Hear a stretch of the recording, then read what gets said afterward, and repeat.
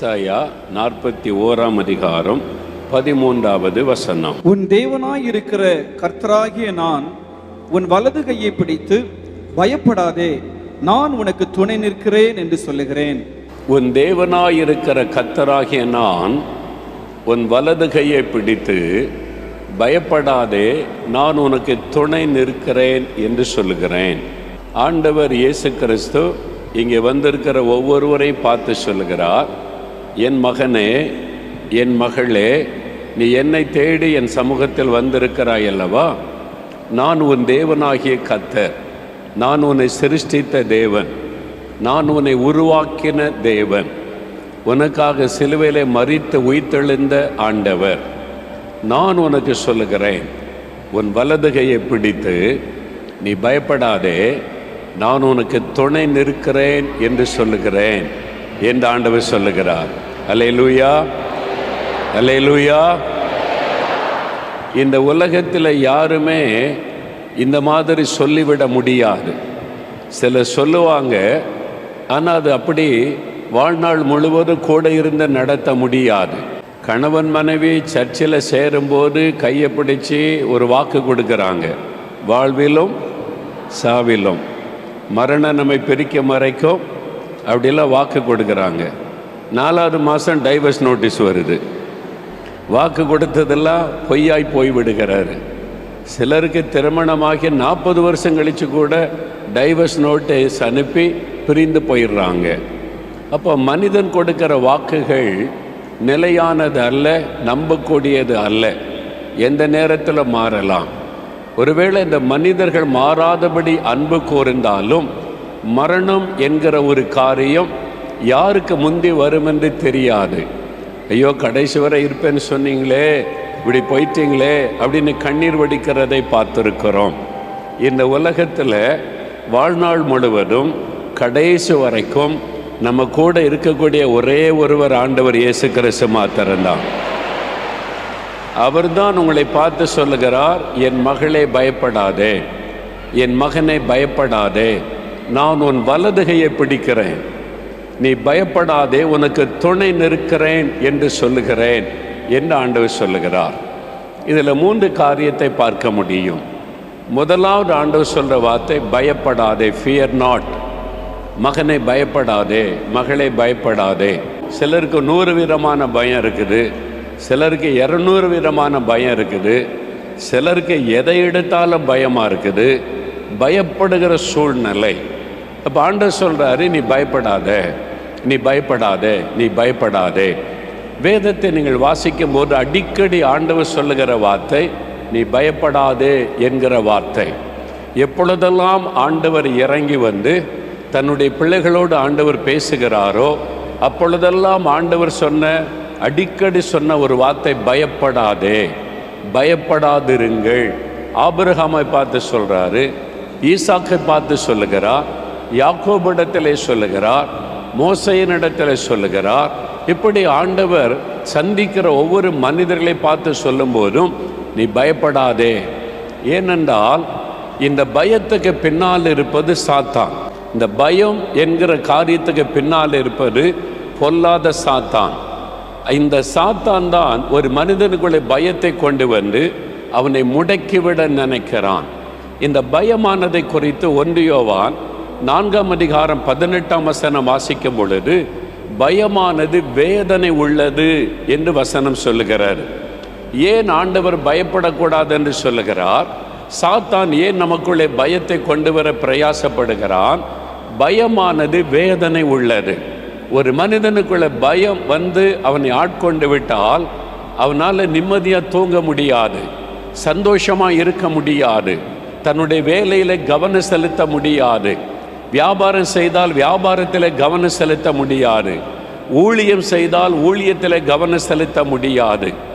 பயமானது வேதனை உள்ளது. தூக்கத்தை கெடுத்துவிடும், உங்களுடைய சாப்பாட்டை கெடுத்துவிடும், உங்களுடைய படிப்பை அது கெடுத்துவிடும், உங்களுடைய வாழ்க்கையின் முன்னேற்றத்தை தடுத்துவிடும் இந்த பயம். அதனால தான் சாத்தான் இந்த பயத்தை பயன்படுத்தி மக்களை அடிமைப்படுத்தும்படியான காரியத்தை செய்கிறான். எங்கெல்லாம் இந்த பயம் என்கிற வார்த்தை வருகிறதோ எங்கெல்லாம் பயப்படுகிற காரியங்கள் சொல்லப்படுகிறதோ அதுக்கு பின்னால் இருப்பது பொல்லாத சாத்தானுடைய கிரியை என்பதை மறந்துவிடக்கூடாது. அதுவும் நாம் இப்பொழுது கடைசி காலத்திலே வந்திருக்கிறோம். உலகத்தின் முடிவு காலத்தில் மத்தேயு 24ஆம் அதிகாரத்தில் இயேசு கிறிஸ்து கடைசி கால ஆபத்துகளை குறித்து சொல்லிக்கொண்டே வருகிறார். யுத்தங்களின் செய்திகளை கேள்விப்படுவீங்க, பயப்படாதபடி நீங்க கவனமா இருங்க அப்படின்னு ஆண்டவர் சொல்றார். இங்க இருக்கிற நிறைய பேருக்குள்ள பயம் இருக்கிறாரு. ஏதோ ஒரு காரியத்தை குறித்த பயம். வெளியே வீரம் பேசினாலும் உள்ளுக்குள்ள ஒரு பயம், வெளியில தைரியமாய் பேசினாலும் உள்ளுக்குள்ள ஏதோ ஒரு காரியத்தை குறித்த பயம். சிலருக்கு வியாதியை குறித்த பயம். எனக்கு இந்த வியாதி வந்து விட்டது, இது சுகமாகுமா சுகமாகாதா? ஒரு சின்ன கட்டி இருக்குன்னு சொல்றாங்க, கேன்சர் மாதிரின்னு சொல்றாங்க. அப்ப கேன்சரா இருக்குமோ ஒரு பயம். இந்த வியாதி லட்சத்தில் ஒருத்தருக்கு தான் வரும் அப்படின்னு டாக்டர் சொன்ன உடனே மரண பயம். அப்போ எனக்கு சுகமாகுமோ சுகமாகாதோ என்கிற பயம், வியாதி. சிலருக்கு அசுத்த ஆவியினால் உண்டாகிற பயம், பயப்படுத்துகிற சொப்பனங்கள், பயப்படுத்துகிற காட்சிகள், பயப்படுத்துகிற வார்த்தைகள் காதலை கேட்கிறது, பயம். தூங்க முடியல, தனிமையாக இருக்க முடியல, பிசாசினால் உண்டாகிற பயம். சிலருக்கு சூழ்நிலைகளை குறித்த பயம். வேலை போயிடும்னு சொல்கிறாங்க, வேலை நிரந்தரம் இல்லைன்னு சொல்கிறாங்க, நிறைய இடத்துல லே ஆஃப் கொடுத்து கொண்டே வர்றாங்க. என் வேலையை போய்விடுமோ, இந்த வேலை நிரந்தரமாக இருக்குமோ இருக்காதோ என்கிற ஒரு பயம். சிலருக்கு எதிர்காலத்தில் என் படிப்பு என்ன ஆகுமோ, என் எதிர்காலம் எப்படி இருக்குமோ ஒரு பயம். சிலருக்குள்ளே மரண பயம், நான் செத்துருவனோ மறிச்சிருவனோ என்கிற பயம். சிலருக்கு ஒரு காரணமும் இருக்காது, காரணமில்லாத பயம். அவன்கிட்ட கேட்ட காரணம் சொல்ல தெரியாது. என்ன காரணம், ஏன் பயப்படுறீங்க, என்னன்னு சொல்ல தெரியல, ஆனால் பயமாக இருக்குது. இந்த மாதிரி பாதிப்புகளோட இந்த இடத்துல நிறைய பேர் இருக்கிறீங்க. ஆண்டவர் சொல்லுகிறார், இன்றைக்கு பயத்தில் இந்த முழுமையான ஒரு விடுதலை. அல்லேலூயா. இனி பயமில்லாத ஒரு வாழ்க்கை வாழணும். கடைசி காலம் இப்படி தான் இருக்கும். அநியாயம் அக்கிரமம் தான் பெருகி நிற்கும், அநீதி காரியங்கள் தான் பெருகி நிற்கும். கடைசி காலம் மனிதர்கள் தற்பெரியராக இருப்பாங்க, பணப்பெரியராக இருப்பாங்க, வீம்புக்காரராக இருப்பாங்க, பரிகாசக்காரர்களாக இருப்பாங்க, துரோகிகளாக இருப்பாங்க, நம்பிக்கையற்றவர்களாக இருப்பாங்க. கடைசி காலம் இப்படி தான் இருக்குன்னு வேதம் சொல்லுகிறது. ஆனா இந்த கடைசி காலத்துல மாறாத ஒரு ஆண்டவர் சொல்லுகிறார், உலகம் எப்படி வேணாலும் இருக்கட்டும், நான் உன்னோடு கூட இருக்கிறேன், நீ பயப்படாதே. அல்லேலூயா. பயத்திலிருந்து ஒரு முழுமையான விடுதலை பெற்றுக்கொள்ளணும். பயமில்லாத ஒரு வாழ்க்கை நம்ம வாழணும். அதுதான் ஆண்டவருடைய விருப்பம். அந்த சாத்தான் பயத்தை கொண்டு வந்து நம்மை வேதனைப்படுத்தி தூக்கத்தை கெடுத்து நம்முடைய வாழ்க்கையினுடைய ஆசீர்வாதங்களை எல்லாம் தடை பண்ணி நம்ம முடக்க நினைக்கிறான். பயப்படுகிற சூழ்நிலை வரலாம்.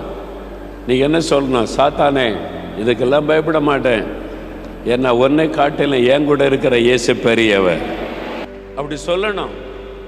ஆமென் சொல்லுங்க. உங்களை பார்த்து பயந்து ஓடணும். நான் பயப்பட மாட்டேன், இயேசு என்னோடு இருக்கிறான்னு சொல்லணும். ஆமென் சொல்லுங்க. நீ பயப்படாத, என்ன நான் கூட இருக்கிறேன். இயேசுடைய இந்த ஒரு வார்த்தை பெரிய அற்புதத்தை கொண்டு வந்து விடும். சமீபத்தில் மலேசியா கூலித்துக்கு போயிருந்தோம். அங்கே ஒரு சகோதரர், அவர் பிஸ்னஸும் செய்கிறார், ஊழியமும் செய்கிறார்.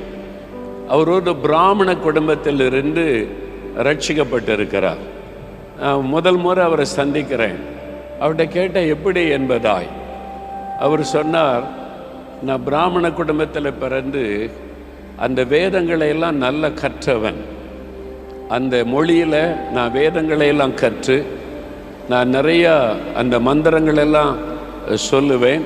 எல்லாருக்கும் இதை பரவ செய்யணும்னு சொல்லி வீடு வீடாக போய் நான் மந்திரங்களை சொல்லி கடவுளை பற்றி நான் மற்றவங்களுக்கு சொல்லுவேன். இயேசுவை பற்றி யாராவது சொன்னால் கோபம் வந்துடும், பயங்கரமாக திட்டி அனுப்பிடுவேன். கிறிஸ்தவங்களையும் நான் வெறுத்தேன், இயேசுவையும் நான் வெறுத்தேன். அவருக்கு மனைவி நல்ல பிள்ளைகள்லாம் வந்துட்டாங்க, நல்ல வசதியான வாழ்க்கை. அப்போ அவர் சொன்னார், திடீரென்று ஒரு நாள் அவர் காரில் போகும்போது விபத்து ஏற்பட்டு விட்டது, ஆக்சிடென்ட். விபத்து ஏற்பட்டதில் ஸ்பைனல் கார்டு உடைஞ்சிட்டு, முதுகு எலும்பு உடைந்து விட்டார். அதனால் படுத்த படுக்கையில் ஆயிட்டார். டாக்டர் சொன்னாங்க, எல்லா ஸ்கேன் எல்லாம் எடுத்து பார்த்துட்டு ஸ்பைனல் கார்டு உடைந்து விட்டது, இனிமேல் அவங்களால நடக்கவே முடியாது, இனி படுக்கையில் இருக்கணும், மிஞ்சு போனால் வீல் சேரில் உட்கார முடியும், இனி உங்களுடைய வாழ்க்கையே வீல் சேரில் தான், இதுக்கு மேலே உங்களால் நடக்க முடியாது, ஏன்னா ஸ்பைனல் கார்டில் அது முற்றிலும் உடைந்து விட்டதுன்னு சொல்லி. எப்படி இருக்கும்? எல்லாம் சின்ன சின்ன பிள்ளைகள், மனைவி இருக்கிறாங்க, சின்ன சின்ன பிள்ளைகள், வாழ்க்கையே உடைந்து போனது, பயம், எதிர்காலத்துக்கு இந்த பயம், கலக்கம். அப்போ சிலர் இயேசு பற்றிலாம் சொன்னாங்க. அவருக்கு இயேசுனாலும் பிடிக்காத, கோபம், அவருக்கு எரிச்சல். யாரோ சிலர் அவருக்காக ஜெபிச்சிருக்காங்க, இந்த மனுஷனும் ரட்சிக்கப்படணும், ஆண்டவரே நம்ம அறிந்து கொள்ளணும்னு சொல்லி. ஆஸ்பத்திரியில் படுக்கையில் படுத்த படுக்கையாக இருக்கிறார். அவரால் தன்னால் எழும்பி உட்கார முடியாது, நடக்க முடியாது, நடக்கக்கூடாது. இன்னும் கொஞ்சம் ஏதாவது ட்ரீட்மெண்ட் பண்ண பிறகு வீல் சேரில் உட்கார வைக்க அவருக்கு பழக்க வைப்பாங்க. அது வரைக்கும் எழும்பி நடக்கூடாது, படுத்த படுக்க எழும்ப முடியாது. ஒரு நாள் அவர் தனியாக படுத்து பயந்து கொண்டு இருக்கிறார், இனி என் வாழ்க்கை என்ன ஆகுமோன்னு சொல்லி. அப்போ ஒருவர் அவருடைய அந்த ஆஸ்பத்திரியில் அந்த அறைக்குள்ளே ஒரு பிரகாசமாக ஒருவர் வருகிறார். வந்து படுக்க பக்கத்தில் நின்று சொல்கிறார், மகனே பயப்படாதே, நான் உன்னோடு இருக்கிறேன் அப்படின்னு ஒரு வார்த்தை சொல்கிறார். நீ பயப்படாதே, நான் உன்னோடு இருக்கிறேன்னு சொல்லி. அந்த வார்த்தையை கேட்ட உடனே சரீரத்துக்குள்ளே ஒரு வல்லமை இறங்கினதான். அவர் சொல்லிவிட்டு திரும்பி நடந்து போய்கொண்டே இருந்தார். அறையை விட்டு வெளியேறி போகிறார். இவர் டக்குன்னு படுக்க விட்டு எழும்பினார். ஐயா இருங்க, ஐயா இருங்கன்னு பின்னாலே ஓடினாராம். அவர் போய்கொண்டே இருக்கிறார். ஆஸ்பத்திரி வாசல் வரைக்கும் அவர் துரத்தி கொண்டே வருகிறார். வந்து பார்த்தா அவர் மறைந்து விட்டார். நர்ஸு பின்னாலே ஓடி வர்றாங்க. நீங்கள் நடக்கக்கூடாது, உங்களால் நடக்க முடியாது, நடந்தால் என்ன சீரியஸ் ஆகிரும். எப்போ ஓடி வந்தா, இல்லை என்கிட்ட ஒருத்தர் பேசினார், நீ பயப்படாதேன்னு பேசினார், அவர் இங்கே தான் நடந்து வந்தார், அவருக்கு பின்னால் தான் ஓடி வந்தேன், இங்கே தான் திடீர்னு மறைஞ்சு போயிட்டாரு, அவரை தேடுறேன் காணுமே. இந்த அம்மா ஓடி போய் டாக்டரை கூட்டிகிட்டு வந்தாங்க. டாக்டர் ஓடி வந்தார், பதறி விட்டார், உங்களால் நடக்க முடியாது, எப்படி நடந்தீங்கன்னு கேட்டாங்க. எப்படி நடந்தீங்களா? ஒருத்தர் வந்தார், நீ பயப்படாதே, நான் உன்னோடு இருக்கிறேன்னு சொன்னார். அவர் இயேசு என்பது எனக்கு தெரிந்தது. அதனால் நான் எழுப்பி நடக்க ஆரம்பித்து சுகமாக்கி விட்டேன். அவ்வளோதான். எப்படி சுகமானே தெரியல. ஒரே ஒரு வார்த்தை, நீ பயப்படாதே, நான் உன்னோடு இருக்கிறேன்னு சொன்ன இயேசுவின் ஒரு வார்த்தை ஸ்பைனல் கார்டு, உடைந்து போன ஸ்பைனல் கார்டை புது எலும்பாய் மாற்றி விட்டார். டாக்டர்ஸுக்கெல்லாம் மூளை குழம்பிட்டு, எப்படி இது நடந்தது? ஆச்சரியம். நல்ல சுகம் பெற்று ஊழியக்காரராக இருக்கிறார். பார்க்குறவங்களுக்கெல்லாம் இயேசுவை பற்றி சொல்லுகிறார். அல்லேலூயா. ஒரே ஒரு வார்த்தை. இன்றைக்கு அந்த ஆண்டவர் தான் சொல்றார், என் மகனே பயப்படாதே, என் மகளே பயப்படாதே. இன்றைக்கு பயம் உடைய உள்ளத்தை விட்டு விலகணும். இனி பயப்படுகிற எதை சாத்தான் கொண்டு வந்தாலும் நீங்க சொல்ல, நான் பயப்பட மாட்டேன். உண்மையா பயப்பட மாட்டீங்களா? ராத்திரில ஒரு உருவம் வருது, பேசுது, பயப்பட மாட்டீங்களா? என்ன சொல்லுங்க? சாத்தானே, இதெல்லாம் இந்த பூச்சாண்டியெல்லாம் ஏன்ட்ட காட்டாத, உன்னை காட்டிலும் என் இயேசு பெரியவர். அல்லேலூயா. நான் அப்படிதான் சொல்லுவேன். சில சம்பவத்தை காலத்தில் பிசாசு மெதுவாக பேசுவான், பாரு உனக்கு விரோதமாக என்னெல்லாம் நடக்குது, பேசுகிறாங்க பாரு, உனக்கு அவமானம் தானே, அப்படி இப்படின்னு பேசுவான். நான் சொல்லுவேன், பிசாசே, இந்த பூச்சாண்டியெல்லாம் என்கிட்ட காட்டாத, உன் தலையை மிதித்த இயேசு என்கிட்ட இருக்கிறார், உன காலின்களை நசிக்கன இயேசு என்னோடு இருக்கிறார், உன்னை ஜெயித்த இயேசு என்னோடு இருக்கிறார்.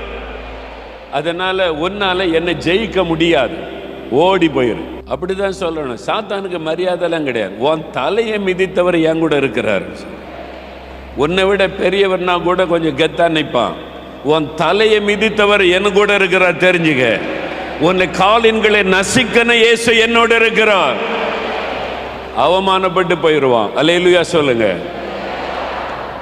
இல்லை சத்தம் கேட்குது, கொலுசு சத்தம் கேட்குது, யாரோ பேசுகிற மாதிரி இருக்குது, யாரோ ஒரு உருவெல்லாம் தெரியுது. உடனே பயமாக இருக்குது, தூங்க முடியல. அது கொலுசு சத்தம் காமிச்சா உங்கள் கூட இருக்கிற ஆவியானவர் என்ன செய்வார்? அந்நிய பாஷையில் பேச ஆரம்பிச்சோன்னா அந்த கொலுசெல்லாம் ஓட ஆரம்பிச்சிடும், பிசாசு ஓட ஆரம்பிச்சிருவான். பயப்படாதுங்க, அல்லேலூயா சொல்லுங்க. சில வருஷத்துக்கு முன்னால் நான் அமெரிக்கா கனடா ஊழியத்துக்கு போயிருந்தேன். போனால் 1 மாதம் ஆயிரும். அமெரிக்கா கனடா 2 நாட்டுக்கு போயிட்டு வரணும்ல. அநேக சமயத்தில் மனைவி என் கூட வந்திருக்கிறா ஊழியத்துக்காக. சில சமயம் வர முடியாது. அப்படி ஊரில் இருந்தபோது திடீர்னு ஒரு பலவீனம் தாக்கி விட்டது. மெட்ராஸில் சென்னையில் இருக்கிற அப்போலோ ஆஸ்பத்திரிக்கு கூட்டிகிட்டு போயிட்டாங்க. நம்ம ஊழியத்தில் உள்ள ட்ரஸ்டீஸ், நல்ல நேசிக்கிற குடும்பத்தார் கொண்டு போயிட்டாங்க. அங்கே போய் ஆஸ்பத்திரியில் சேர்த்துட்டா டாக்டர்ஸுக்கு என்னென்னா வச்சு கவனித்தா 1 நாள் 2 நாள் ஆயிட்டு ஒன்றும் சரியில்லை. சரீரத்தில் சில உறுப்புகள் மரித்து கொண்டே வருகிறது, உயிருக்கு ஆபத்து, ஆப்ரேஷன் பண்ணணும்னு சொல்கிறாங்க. டாக்டர்ஸ் செக் பண்ணிவிட்டு உடனே சிஸ்டருக்கு ஆப்ரேஷன் பண்ணணும். ஆப்ரேஷன் பண்ணணுன்னா ஹஸ்பண்டுடைய கையெழுத்து வேணும். கணவர் கையெழுத்து போடணும்ல, யாராவது குடும்பத்தார் கையெழுத்து போட்டால் தான் ஆப்ரேஷன் பண்ணுவான். அதனால் பிரதரை உடனே அமெரிக்காவிலேருந்து வர சொல்லுங்கள் அப்படின்னு டாக்டர் சொல்கிறாங்க. ட்ரஸ்டீஸ் எல்லாம் கூடி பேசுகிறாங்க, என்ன பண்ணுறது, சிஸ்டருக்கு சீரியஸ்ன்றாங்க. உடனே ஆப்ரேஷன் பண்ணாட்டா உயிருக்கு ஆபத்துன்றாங்க. அப்போ நம்ம பிரதருக்கு தெரியப்படுத்தி வர வச்சிடலாமா அப்படின்னு. ஆனால் சிஸ்டர்கிட்ட கேட்காம செய்யக்கூடாதுன்னு என் மனைவி ஆஸ்பத்திரி படுக்கையில் இருக்க மனைவிட்ட போய் பயந்துக்கிட்டே சொல்லியிருக்காங்க. டாக்டர் சொல்கிறாங்க ரொம்ப சீரியஸ், உடனே ஆப்ரேஷன் பண்ணணும், இல்லாட்டினா உயிருக்கு ஆபத்து. அதனால் பிரதருக்கு ஃபோன் பண்ணி வர சொல்லிட்டோமான்னு. என் மனைவி உடனே சொன்னால் அதெல்லாம் வர சொல்லக்கூடாது, அவங்க ஊழியத்துக்கு போயிருக்கிறாங்க, ஊழியத்தை முடிச்சுட்டு தான் வரணும், இடையிலலாம் கூப்பிடக்கூடாது. நான் வியாதிப்பட்டு ஆஸ்பத்திரியில் இருக்கிறது கூட சொல்லக்கூடாது, ஊழியத்துக்கு டிஸ்டர்ப் பண்ணக்கூடாது. இல்லை சிஸ்டர் உங்கள் உயிருக்கு ஆபத்துன்றாங்க, எனக்கெல்லாம் ஒன்றும் செய்யாது, நீங்கள் போங்க அப்படின்ட்டு. பயம்லாம் வரல. டாக்டர் இப்படி சொல்கிறாங்களே அப்படி சொல்கிறாங்களே. அவங்க சொல்கிறாங்க, எங்கள் ட்ரஸ்டீஸு ஆஸ்பத்திரியில் வெளியே நின்று அழுகிறாங்க, கண்ணீர் வடிக்கிறாங்க, ஏதோ ஆபத்து, சிஸ்டருக்கு ஆபத்து. டாக்டர் சொல்கிறாங்க சீரியஸாக, என்ன நீங்கள் நினைக்கிறீங்க, உயிருக்கு ஆபத்து அப்படின்னு சொல்லி. அப்போ நீங்கள் பேசிங்கன்னா டாக்டர்ஸ் பேசுகிறாங்க, சிஸ்டர் ரொம்ப ஆபத்தான நிலைமை, நீங்கள் ஏதாவது ஒரு முடிவு எடுக்கணும், இல்லாட்டா அவங்க உயிருக்கு நான் கேரண்டி சொல்ல முடியாது.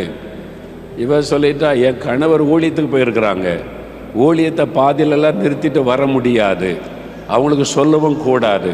இல்லை உங்களுக்கு உயிருக்கு ஆபத்தை, எனக்கு ஒன்றும் செய்யாது, நீங்கள் நாளைக்கு பாருங்கள், எல்லாம் போங்க அப்படின்னு எல்லாம் போயிட்டாங்க. சரி, அவங்களே விரட்டி விடுறாங்க, என்ன பண்ணுறது, சரி நாளைக்கு பார்ப்போம், உயிரோடு இருந்தால் பார்ப்போம் அப்படின்னு டாக்டர் போனால் அடுத்த நாள் காலையில் வந்தால் 100% சுகமாகி விட்டார், ஒரு பிரச்சனை இல்லை. டாக்டர்ஸுக்கே மூளை குழம்பிட்டு, என்னையா நேற்றுக்கு அவ்வளோ சீரியஸாக இருந்துச்சு, இன்றைக்கி ஒன்றுமே இல்லை, எல்லாம் சுகமாக இருக்குது, ஒரு பிரச்சனையும் இல்லை. சொன்ன நான் தான் சொன்னேன்ல, எனக்கு ஒன்றும் செய்யாது, என் கூட இருக்கிற இயேசு பெரியவர். அல்லேலூயா சொல்லுங்க. நீங்கள் பயப்படாமல் சொல்லி பாருங்க, வியாதியெல்லாம் ஓடிரும், பிசாசெல்லாம் ஓட ஆரம்பிச்சிடும். அல்லேலூயா சொல்லுங்க. ஐயோ எனக்கு ஆப்ரேஷன் பண்ண போகிறாங்களா, சீரியஸா, கேன்சரா, இப்படி சொல்கிறாங்களா, ஐயோ கொரோனா வந்துட்டா செத்து போயிடுவானா, பயந்தீங்கன்னா உங்கள் தலையில் பிசாசு ஏறி உட்காருவான். நீங்கள் அதனால தான் ஆண்டவர் சொல்றார், பயப்படாத. அல்லேலூயா சொல்லுங்க. இனி நான் பயப்பட மாட்டேன், இயேசு என் கூட இருக்கிறார். அல்லேலூயா. ஏன் பயப்பட மாட்டேன், இயேசு என் கூட இருக்கிறார், இயேசு என் கூட இருக்கிறார், நான் ஏன் பயப்படணும்? இந்த விசுவாசத்தில் உறுதியாக நிற்கணும் தேவ பிள்ளைகள். கடைசி காலம் இப்படி தான் இருக்கும், பயமுறுத்தல் வரும், பாடுகள் வரும், நெருக்கங்கள் வரும், போராட்டங்கள் வரும், நம்ம அழிச்சிற மாதிரி பேசுவாங்க, எழுதுவாங்க, நமக்கு விரோதமாய் கொக்கரிப்பான் பிசாசு. பிசாசு மறுபடியும் நம்மளை பயப்படுத்த முயற்சி பண்ணிக்கிட்டே இருப்பான். நீங்க ஸ்தோத்திரம் பண்ணி கர்த்தர் என்னோடு இருக்கிறார், பயப்பட மாட்டேன்னு அவனை எதிர்க்க நீங்க ஜெயித்து கொண்டே இருப்பீங்க. அதனால பயப்பட மாட்டேன்னு நல்லா துதித்து பாடுங்க. அல்லேலூயா. ஆமா, பயமா இருக்கலாம், ஒடுங்க போட, பயப்பட மாட்டேன்னு நீங்க நிக்கணும். நீங்க பயப்படுகிற காரியத்தில் இன்றைக்கு இயேசு அற்புதம் செய்ய போகிறார். நீங்க எதை குறித்து பயப்படுறீங்களோ அது இல்லாமல் போய்விடும். இன்றைக்கு இந்த இடத்துக்குள்ள அற்புதம் நடக்க போகிறது. பிரியமானவர்களே, இயேசு கிறிஸ்துவின் நாமத்தில் உங்களுக்கு என் அன்பின் வாழ்த்துக்கள். தனிப்பட்ட முறையில் உங்கள் வாழ்க்கையில், உங்கள் வீட்டுக்குள்ளே, வேலை செய்கிற இடத்துல, படிக்கிற இடத்துல, நீங்கள் பிஸ்னஸ் பண்ணுற இடத்துல, ஊழியம் செய்கிற இடத்துல பயப்படுத்துகிற சூழ்நிலைகள், பயப்படுகிற காரியங்கள், கடைசி காலம் இப்படி தான் இருக்கும். தீமைகள் நிறைந்ததும் அநியாயங்கள் அக்கிரமங்கள் நிறைந்ததுமாக தான் இருக்கும். ஆனால் அதுக்கு மத்தியில் நீ பயப்படாத அப்படின்னு தான் ஆண்டவர் சொல்றார். பயம் வேதனை கொண்டு வரும், நம்ம ஜெபத்தை பாதிக்கும், சந்தோஷத்தை பாதிக்கும், நம்முடைய குடும்ப மகிழ்ச்சியை பாதிக்கும், ஊழியத்தை பாதிக்கும், எல்லாத்தையுமே பாதிச்சிடும். அதனால தான் அந்த பயத்தை சாத்தான் கொண்டு வந்து நம்மை முடக்கிவிட நினைக்கிறான். அதை தான் ஆண்டவர் சொல்றார், பயப்படாதே மகளே, பயப்படாதே மகனே, நான் உன் வலதுகையை பிடித்து நான் உனக்கு துணை நிற்கிறேன் என்று சொல்லுகிறேன்னு சொல்கிறார். உங்கள் கையை அவருடைய கரத்தில் கொடுக்கணும். அதுக்கு ஆயத்தமா? அவர் தன் தழும்புள்ள கரத்தினால் உங்களை பிடிப்பார். நாம் ஜெபிக்கலாம். அப்படியே கண்களை மூடி, மகனே மகளே, நீ பயப்படாதே, நான் உனக்கு துணை நிற்கிறேன் என்று சொல்லுகிறவர் உங்கள் பக்கத்தில் நிற்கிறார். உன் வலதுகையை பிடித்து நான் உனக்கு துணை நிற்கிறேன் என்று சொல்லுகிறேன். உன்னுடைய வலது கரத்தை அவருடைய கரத்தில் கொடுங்க, மறு கரத்தில் கொடுங்க. இயேசுவே, என் உள்ளத்தில் வாங்க, எனக்குள்ள வாசம் பண்ணுங்க, எனக்குள் தங்கி இருங்க, என் கரத்தை நீங்கள் பிடித்து நடத்துங்க. இனி நான் எதுக்கும் பயப்படக்கூடாது, கலங்கக்கூடாது, தைரியமாய் முன்னேறி செல்ல என்னை வழி நடத்துங்கன்னு ஒப்பு கொடுங்க. தகப்பனே, இந்த மகன், இந்த மகள் ஆண்டவரை உம்மை ஏற்றுக்கொண்டு தன்னுடைய உள்ளத்திலே, தன்னுடைய வாழ்க்கையிலே உமக்கு இடம் கொடுத்து தன்னுடைய கரத்தை நீர் பிடித்து கொள்ளும்படியாக தன் வலது கரத்தை உம்முடைய கரத்தில் ஒப்பு கொடுக்கிறார்கள். இன்றைக்கு அவருடைய கரத்தை பற்றி கொள்ளுவீராக, அவருடைய கரத்தை பிடித்து கொள்ளுவீராக. நீர் வாக்கு கொடுத்தபடி உன் வலதுகையை பிடித்து நீ பயப்படாதே, உனக்கு துணை நிற்கிறேன் என்று இப்பொழுது சொல்லும். அந்த குரலை அவர்கள் கேட்கட்டும், அந்த சத்தத்தை அவர்கள் கேட்கட்டும். உம்முடைய கரம், அவருடைய கரத்தை பிடிப்பதை அவர்கள் உணரட்டும். இந்த நாள் முதல் அந்த பயங்கள் எல்லாம் ஓடி மறையட்டும். சூழ்நிலைகள் இயேசுவின் நாமத்தில் மாறட்டும். கலக்கங்கள், வேதனைகள் இயேசுவின் நாமத்தில் விலகட்டும்.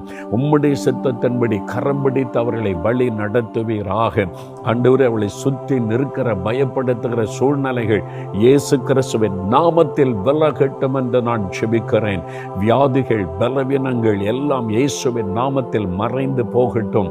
அற்புத சுகம் சரீரத்தில் உண்டாகட்டும். வியாதினால் உண்டாகிற பயம் விலகி மகிழ்ச்சியோடு துதிக்கும்படி சகல நோய்களும் பலவீனத்தின் கட்டுகளும் அறுக்கப்பட்டு போகட்டும். ஆண்டவரை, பயத்தை உண்டாக்குகிற ஆவிகள், கலக்கத்தை உண்டாக்குகிற ஆவிகள், எதிர்காலத்து குறித்த பயத்தை கொடுக்கிற சாத்தானுடைய வல்லமைகளை கடிந்து கொள்கிறேன். ஆண்டவர் தைரியப்படுத்த, பயப்படாதே என்ற வார்த்தை அவர்கள் கேட்கட்டும், அவருடைய இருதயத்தில் தொனிக்கட்டும். கர்த்தர் தைரியப்படுத்தி நடத்தும். படிக்கிற பிள்ளைகளுக்கு படிப்பிலை துணை நின்று வெற்றி கொடுத்த உயர்த்தை நடத்தும்.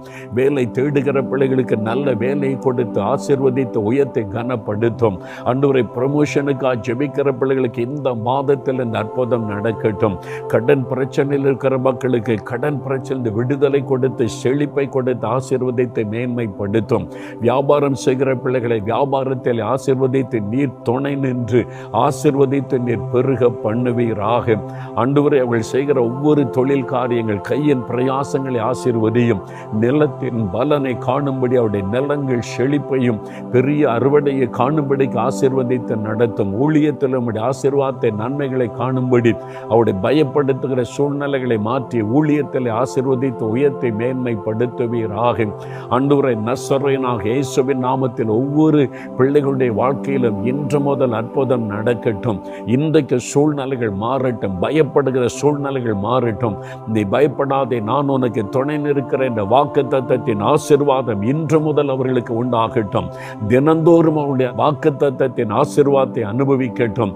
இயேசு கிறிஸ்துவின் நாமத்தில் அற்புதம் நடக்கிறதற்காய் ஸ்தோத்திரம். பயத்தை கொண்டு வருகிற ஆவி விலகுகிறதற்காய் ஸ்தோத்திரம். சூழ்நிலைகள் மாறுகிறதற்காய் ஸ்தோத்திரம். கர்த்தர் அற்புதம் செய்துவிட்டதற்காக ஸ்தோத்திரம், ஸ்தோத்திரம், ஸ்தோத்திரம். இயேசு கிறிஸ்துவின் நாமத்தில் ஜெபிக்கிறோம் பிதாவே. ஆமென், ஆமென்.